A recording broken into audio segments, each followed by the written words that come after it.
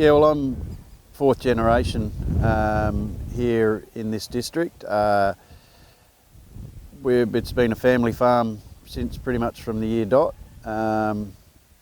Sheep and cattle predominantly, no cropping. And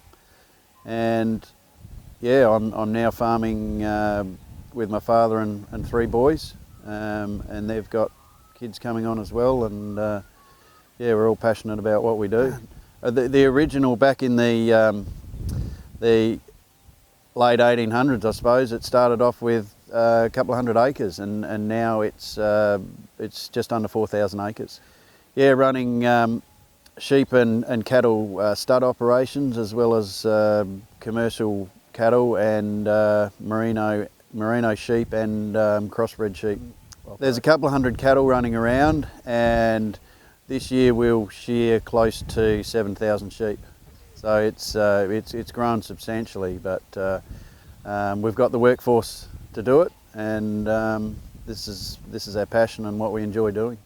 Water's an interesting question, because we all work our hardest to get pastures right and feed right, but 50% of what goes down an animal's throat is water. So water quality is number one.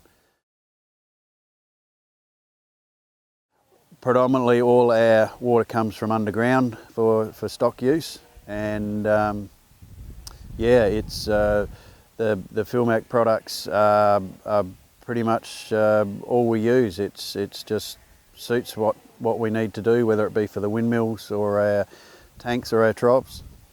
Well, it's just ease of use. Everything just fits, and it's just quick and easy. You know, we used to have to do everything with pipe, and it was just slow, and you know, it rusted over time. Where Philmac products, they're strong, they're tough, it's quick and easy to use, and it works. Australian made is a big factor in why we use them. It keeps money local, and you know, keeps Australia profitable.